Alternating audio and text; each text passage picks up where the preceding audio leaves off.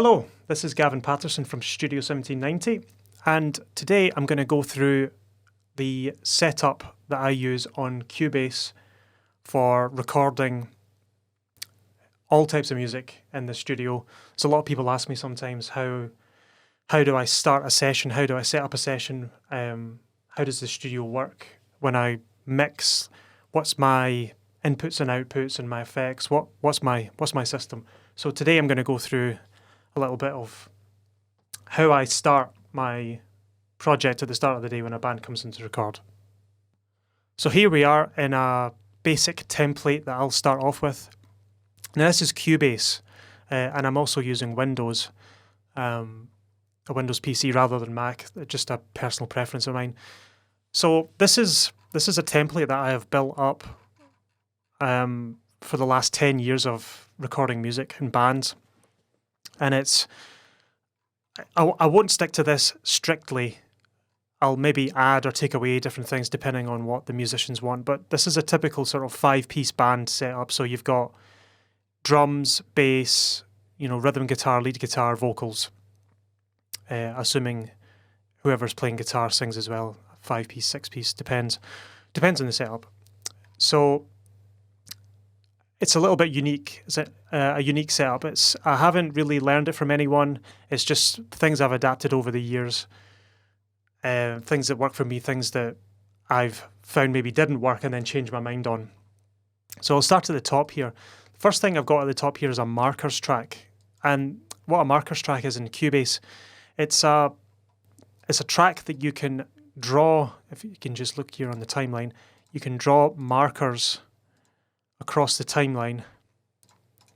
And what these markers do is indicate to me different points in the song. So when a song is recorded here, it's hard to tell like where the verse and the chorus and all that is.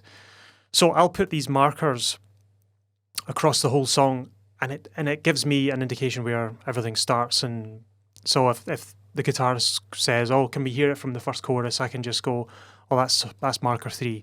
And then I have a shortcut button here, up here, so I can go marker 1, 2, 3, 4, 5, 6, 7, 8, and 9. And it takes me to wherever I want in the song. It's really handy. So I always put that at the top just to make the session go quicker, rather than scrolling around through the whole song trying to find specific moments in the song. So that saves a lot of time. So the reason I start with a template is because it saves so much time.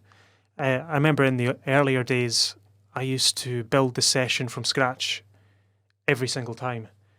It used to take, like an hour's prep, getting everything ready. Where I found after a while that 99% of bands that come in require the same setup. So I have a particular way I like to record drums. And it can change. Like sometimes it doesn't need a big elaborate setup. For example, on this template, I have 13 mics, which is a lot of mics for a drum kit. That's what I tend to prefer. I like using a lot of microphones on drums, but you can definitely get away with less. I've recorded drum kit before using only one mic, and it sounded great. It just depends on the song. But typically I'll go with the 13 mic setup. So that for me is kick drum. That's inside the kick drum. I'll put a little microphone. I've got written here ML2. ML2 is the model of this microphone. You can see there. So that's the Slate ML2 microphone. I like to use that a lot. It's a really good microphone. I can use it on pretty much anything. It can be used on kick drum, snare drum, toms, guitar cabinets, even vocals if you wanted to. And I'll show you, there's software comes with that microphone that I use, and I can show you. So when you come into the first channel of the ML2, it comes with these microphone emulations. So if you click on here, you can get an entire array of different sounding microphones that it superimposes the sound of famous microphones on top of the signal you've just recorded through that little microphone. It's like a modeling software, and it's really good. I use it on lots of stuff. You'll see ML2 written on a lot of these tracks all the way down. I think it sounds incredible. It's an incredible microphone for a reasonable sum of money.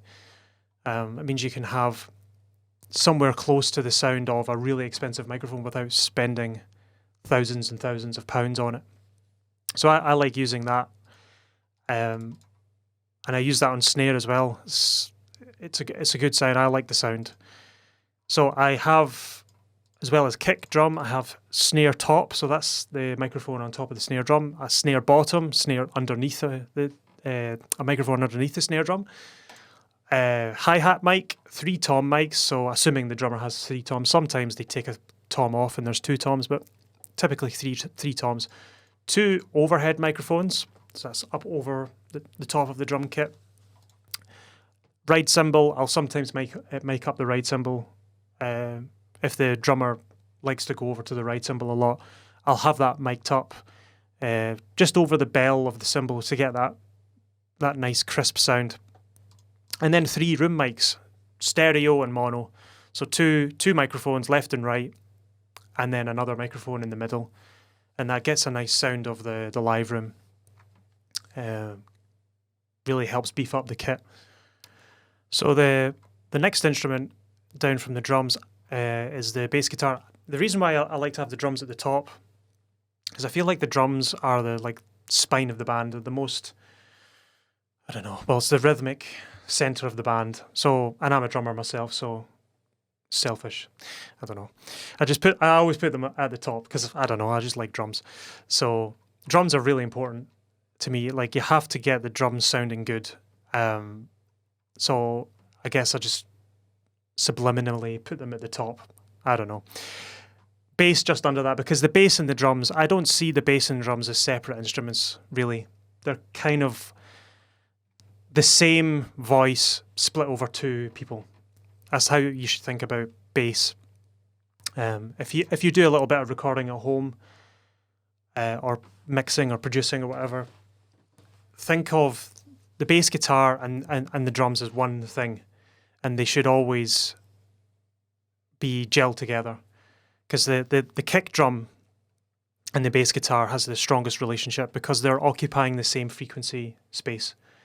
You know, the sort of 50 to 150, 200 hertz range, low end frequencies. They're always competing with each other, and it can be difficult sometimes to get them to play nicely together. So bear that in mind. Don't think of the bass guitar as, you know, the guitarist that wasn't good enough to play guitar, so that he just gets shoved on bass, which is sometimes the case. The third guitarist, so they get shoved on bass because somebody needs to do it. Don't think of it like that. Think of it as an extension of the drums, and the drums are an extension of the bass. They're one and all. They're all together. So what I've got here is I've got 2 tracks. So I've got bass DI. So that's just a signal straight from the guitar. Clean, simple, no effects, no pedals, just straight from the guitar. The reason I like to do that is because it allows me to do something called reamping. So if I decide after the fact that I want to change the bass guitar tone, plug it into an amp or something, I can take the clean signal and play it through an amp, then record the amp to get the amp sound with the clean DI being played through it. I can also use the clean DI sound to blend with an amp to get a unique sound. So underneath it, I've got bass Kemper. Kemper, that's the Kemper profiling amplifier.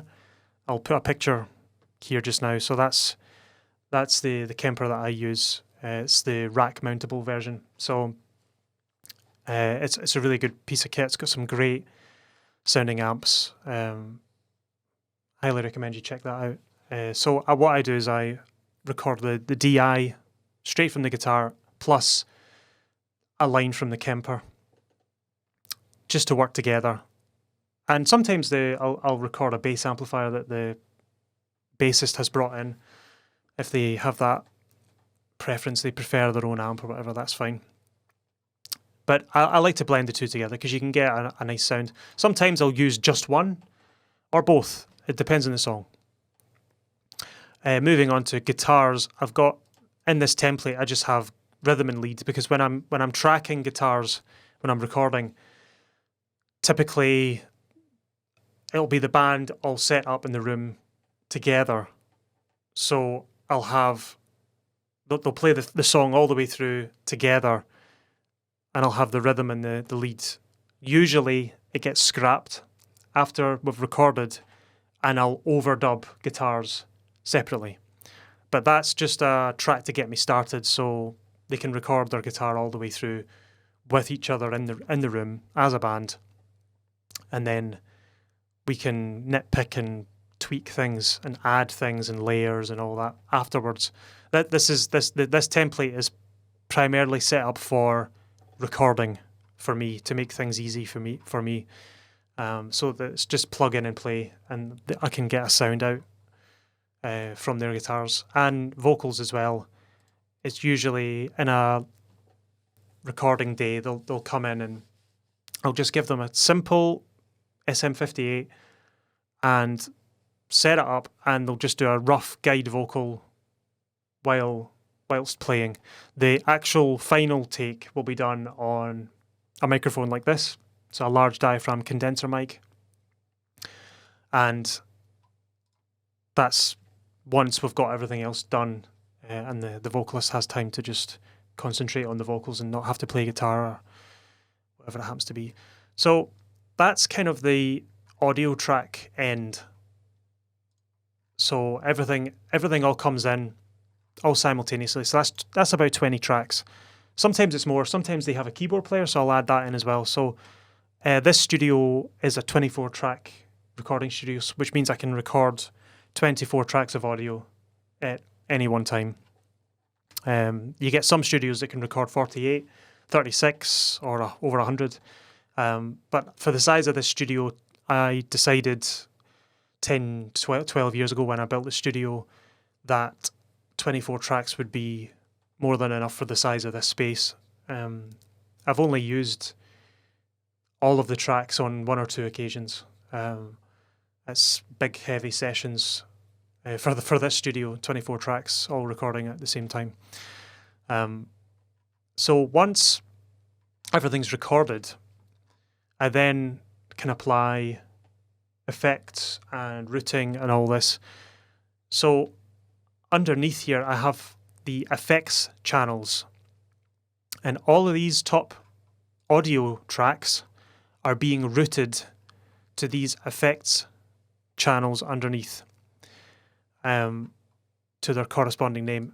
And I will, for example, if you look up here, I have 3 tom tracks mixed down to 1 toms track. So all 3 toms are being sent. You can see here, output routing, toms here.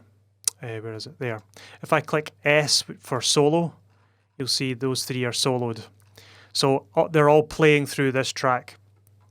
That means I process all 3 toms together as one track. And there's a reason why I do this. I do this for overheads as well. Overheads is just these 2 tracks here, left and right. So I process them together. I don't process them individually as individual mics. The reason why I don't do them individually is because it can get a bit complicated. So because this is a digital recording studio, everything I do is all digital. There's no analog outboard gear or anything like that. It's all in the box, as they would say. So the trouble you run into with digital is you have too many options. You have too many plugins, too much routing, too much clutter. So I like to simplify and bust down as much as I can. So I'm always wanting to reduce the size of, or the amount of faders on my mixing desk. I don't want 120 tracks. I want to bust those 120 tracks down to 24 if I can, because I don't want to have a million faders in front of me. I'd rather just have one fader for 5 tracks because it's easier. It's easier to mix, it's easier to manage, and 9 times out of 10, it's always the best answer. So, and it comes from the audio world. Maybe in the past, you were limited by your technology, so you couldn't have 300 tracks. You maybe only had a 24-track recorder or a 48-track recorder, so you had to bust down all the drums to one track.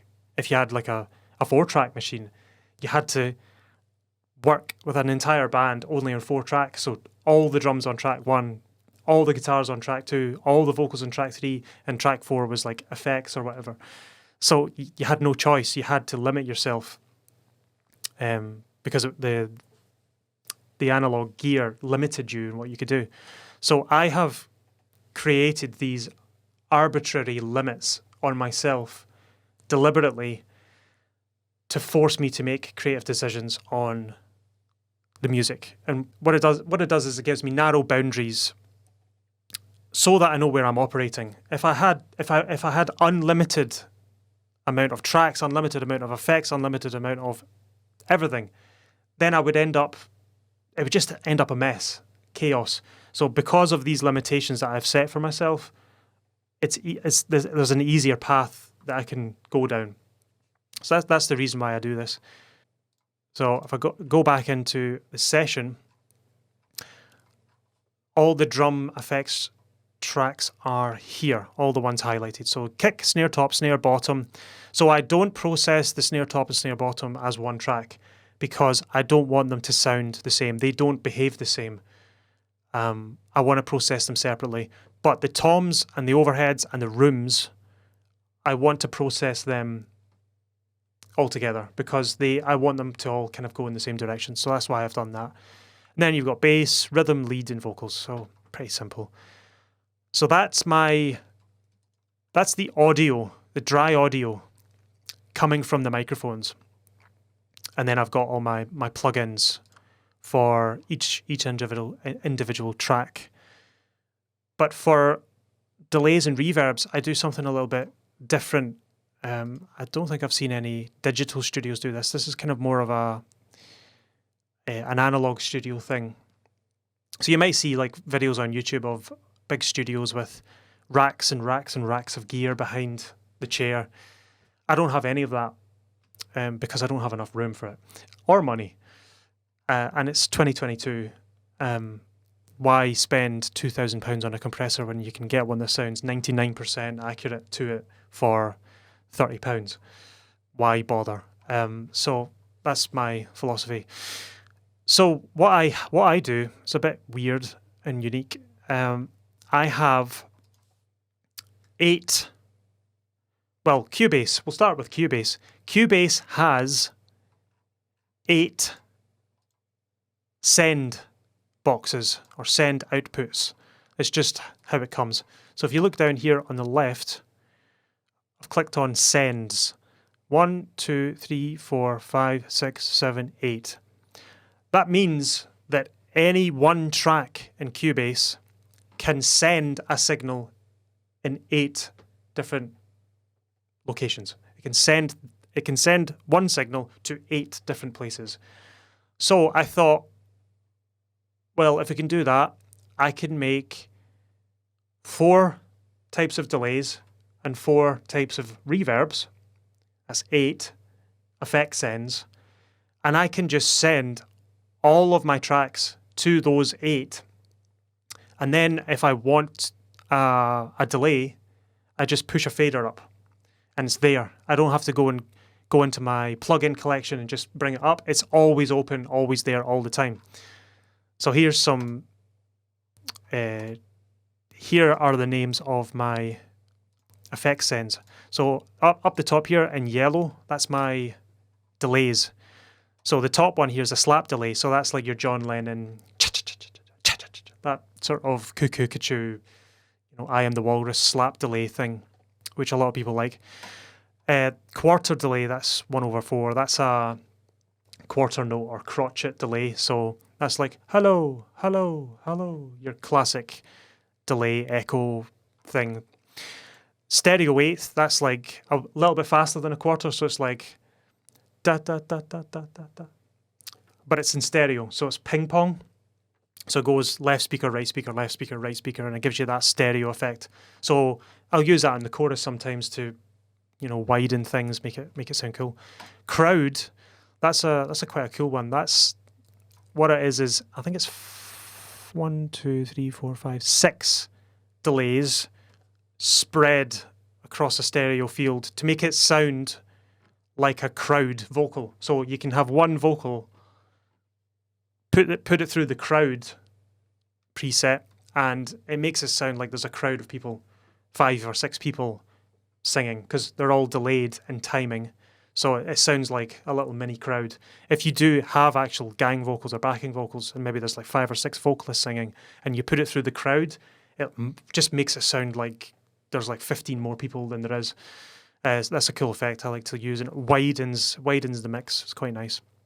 And then I have 4 reverbs. So a room, that's like it's a room reverb. So like a small, medium-sized room kind of sound. So it sound maybe like I don't know what the. So yeah, it's less than a second delay time. So or reverb time, less than a second, meaning when you clap in a room, and if you were to record it and watch the recording, the reverberation of the clap ends and it becomes silent in less than a second. If it's more than a second, then I would say it's more of a hall sound. So if you're like in a gym hall and you clap, the reverb tail might last for 2 seconds. But if you're in a cathedral or a church or something, it might be like 5 seconds, 6 seconds, but by the time that there's complete silence again after you've clapped. So that's what that means really. So I've got a room, a plate, and a hall. The room is small, so less than a second. So I use that for things that I don't want too much reverb on, but I do want a little bit of, you know, room warmth. So like snare drum and things like that. Maybe some guitars, stuff like that. I don't want the reverb to cloud up the mix, so I'll use a little bit of reverb, but not too much. The plate is that's an old-fashioned type of reverb. What it originally was literally a metal plate that they used to have a speaker on the plate. The speaker would send sound onto the metal plate would vibrate, and then they would have a microphone at the other end of the plate and record the sound of the plate and then blend it in with the mix. Obviously, I don't have metal plates hidden somewhere in the studio, so I use just an emulation of it, and that's quite a long reverb time. That's 1.81 seconds I've got it set to. So just under 2 seconds, so it's a little bit longer, and I think there's a little bit of a delay on it as well. Yeah, there's a large pre-delay, so that sounds really nice on vocals. My hall, so that's a little bit longer. That'll be 1.55 seconds, or yeah, about a second. So that's a big wide sound, kind of like a gym hall kind of sound. And then I have an ambience one, which I think is like 15 seconds or 12, 13 seconds long. So it's really, really long reverb. And I like to use that for, you know, ambient guitars or synthesizers or something. If the band want some like atmospheric reverb, I'll put that in. So I've got these 8 effect sends, and I pretty much use them on everything. I've found after 10 years of doing this, I have my go-to effects, and I typically don't use that much more than that. Occasionally I'll bring out like a wildcard reverb that, you know, someone will come in with this sound and I'll like, oh, this would sound really good, and I'll add it in. But 99 times out of 100, this is all I'll ever use on a mix. It's my sort that the way I work it, if I come up to my mixer window, so this is my mixer window. I use a touchscreen, so all these faders are, available to be touched. So I can just move them with my fingers rather than using the mouse, which is really handy. So if I go over to my send window, the buttons up here, you'll see them moving as I move up. So 1 corresponds to slap. So it's literally just in order. So there's slap, quarter, steady eighth, crowd. That's literally just 1, 2, 3, 4, 5, 6, 7, and 8. So when I go over to here, I've got 1, that's slap, then quarter, then steady eighth, then crowd, then room, then hall, then plate, then ambience.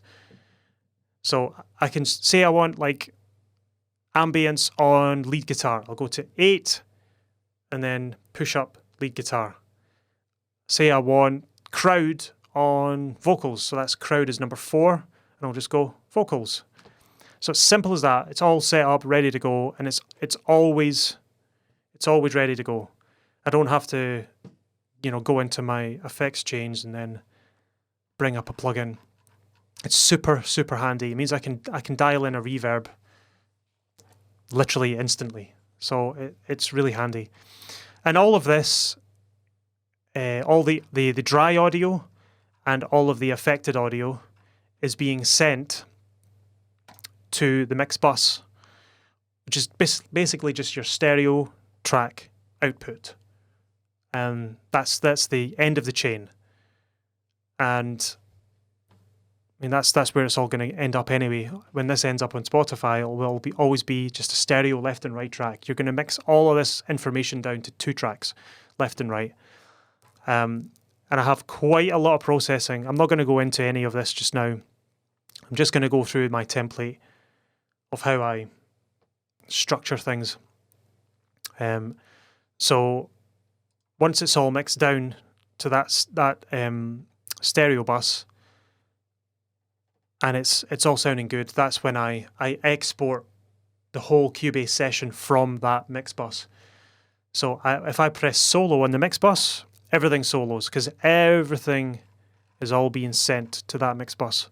I've got drum master, bass master, guitar master, vocal master. So the dry vocals, the dry guitar, the dry bass, and the dry drums all get sent to here. And the affected stuff, so that's all my effects ends, my 8 effects ends, they go straight to the mix bus on a separate path. So that means I can do a dry export and a wet export. I can have the effects separately if I wanted. As I can just export the effects as an effects track. So I can, in mastering, if I wanted, I could export just the effects sound and then blend it up or down as just as one track if I wanted. Sometimes I do that, sometimes I don't. So the way I do a mix, as you can see, I have 1, 2, 3, 4, 5, 6, 7, 8 inserts, 8 plugins on my mix bus. Maybe a bit excessive, but that's how I start. I mix into that. It's called top-down mixing.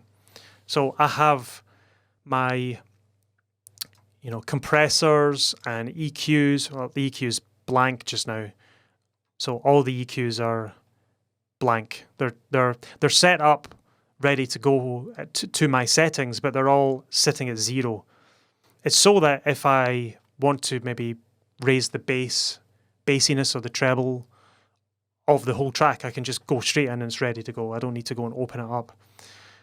So all my processing, my saturation, all that is so that's just some volume. Each stage is all set up and I mix into that. I find that it's easier to mix into it rather than to apply all the effects after the fact, because it's just not natural that way. So that's pretty much my full setup for when I start to record a band. Nothing flashy, it's just a simple setup that gets me started. The main thing is so that when the session is about to start, I can just put my hands on the faders and I'm good to go. I don't need to mess around for 10 minutes trying to find a reverb. I've got one right there. You know, if someone asks, oh, can you put a bit more reverb on the vocals? Yes, right away, done. I don't need to go through all my different presets or plugins and go, oh, maybe this one will sound nice or that one. I've already figured all that out in the past. So the presets are just a template for me to start with, and then I can tweak after that. Thanks for watching this video. If you enjoyed it, please leave a like, and you can subscribe and click the notification bell if you want to be notified of any future videos or updates. And if you have any requests for tutorials on a specific type of compressor or EQ, or help with anything recording audio in general, please leave a comment and I'll make sure to reply. Thanks for watching.